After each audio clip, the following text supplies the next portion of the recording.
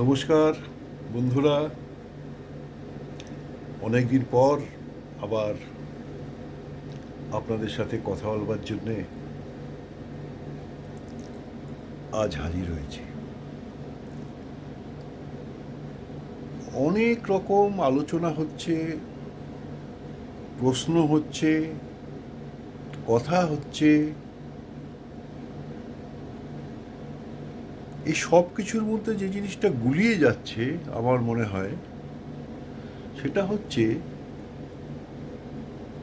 এই ভারতবর্ষ নামক প্রাচীন দেশটির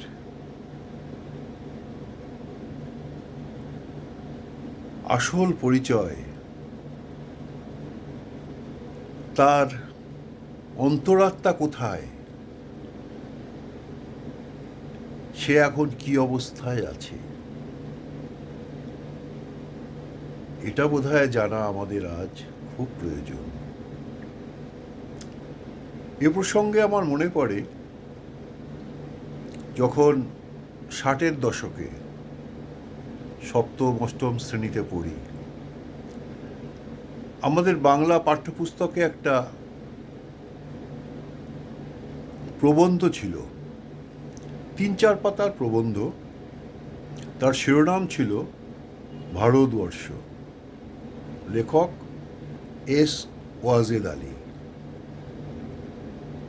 মানে সৈয়দ মুস্তাফা আলী নন, এস ওয়াজেদ আলী, ভিন্ন মানুষ। আজ মনে হয় ভাবলে ওইটুকু লেখা তখন বিদ্যালয়ের ছাত্র হিসাবে বাল্যকালে পড়েছিলাম। আজ যদি আমরা আবার সবাই সেটা আরও একবার পড়ে দেখি, এবং আমি তো মাত্র কয়েকটি পৃষ্ঠা পড়েছিলাম যেটা আমার পাঠ্যপুস্তকে ছিল, সেই বইটি যদি সংগ্রহ করতে পারি এবং সেই রচনা ভারতবর্ষ, এই দেশ, ভারতবর্ষ আমার নাম,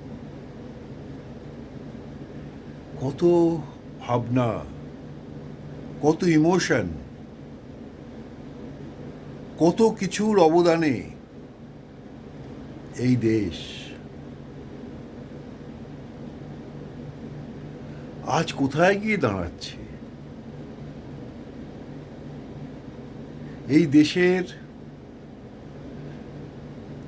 যেটা সত্তা, মূল সত্তা, প্রাণ, এই দেশের মানুষ, দেশবাসী, তারা কি সত্যিই এই দেশটিকে আপন দেশ হিসাবে মেনে নিয়েছে? এই দেশের কৃষ্টি, সংস্কৃতি, ঐতিহ্য যে শিক্ষা দিয়েছে যুগে যুগে, কজন সেটা মেনেছে? আজ কোনো একটা চ্যানেলে দেখছিলাম, কলিঙ্গ যুদ্ধের পর চণ্ডাশোক ধর্মাশোকে পরিণত হয়েছিলেন তো আজকে হতে পারছে? আজ বুদ্ধদেব, যার বাণী নিয়ে সেই ভারতবর্ষ একদিন বিশ্ব জয় করেছিল, অতীশ দীপঙ্কর, বাংলার সেই বীর পুরুষ, সেই সময় কোনো রকম সুযোগ সুবিধা ছিল না। সাগর, পাহাড়, পর্বত ডিঙিয়ে দেশের পরের দেশ সীমানা পেরিয়ে চলেছে বুদ্ধের বাণী নিয়ে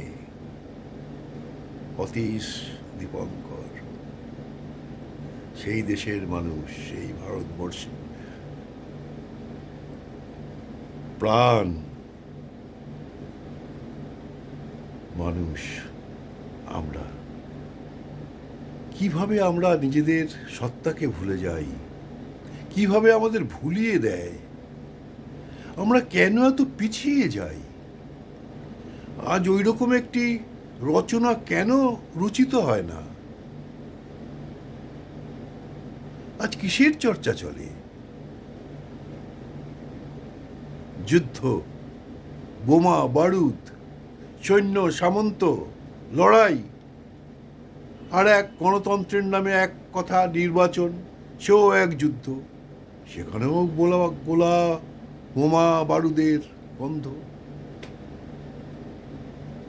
মানুষের সাথে মানুষের বিদ্বেষ, বিচ্ছেদ, সন্ত্রাস, এই কি আমাদের ভারতবর্ষ? কেন এতটা পিছিয়ে এলাম? ভাবতে হবে না? আমার মাথার পিছনে দেখছেন মোহনদাস করমচাঁদ গান্ধী।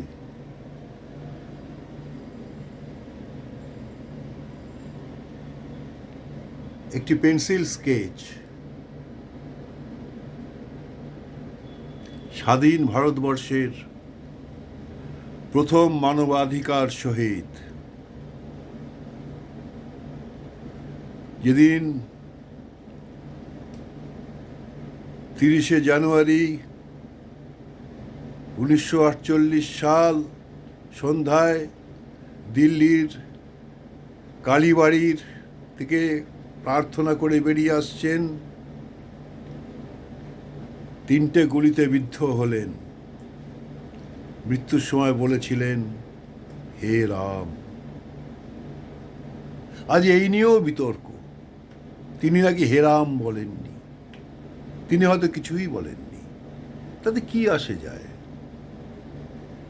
তিনি কি বলেছিলেন তার জীবিতাবস্থায়, কি করেছিলেন, সেটা কি আমরা দেখব না? সেটা কেউ দেখবে না কেন? আজকে আমাদের পরবর্তী প্রজন্ম, তারা কেন এই ব্যাপারটা বুঝবে না, জানবে না? বুদ্ধ থেকে স্বামীজি, রবীন্দ্রনাথ, মহাত্মা গান্ধী, এই যে ক্রমানুসার এই শিক্ষা, এই চেতনা কেন তাদের মধ্যে প্রবাহিত হবে না? আজকে যা অসুখ সমাজের, দেশের, সামাজিক রাজনৈতিক ক্ষেত্রে, তার তো একটাই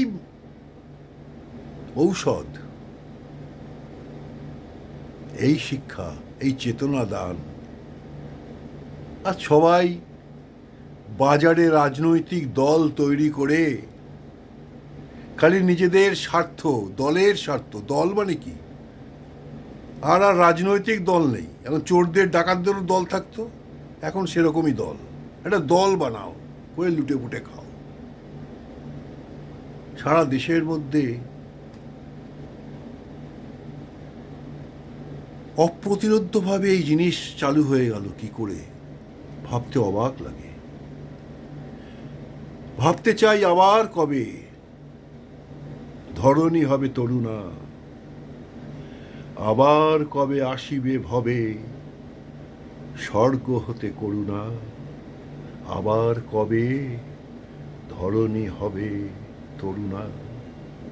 সেই তরুণ সমাজ, তরুণ প্রজন্ম, তরুণের স্বপ্ন আজ সার্থক হোক।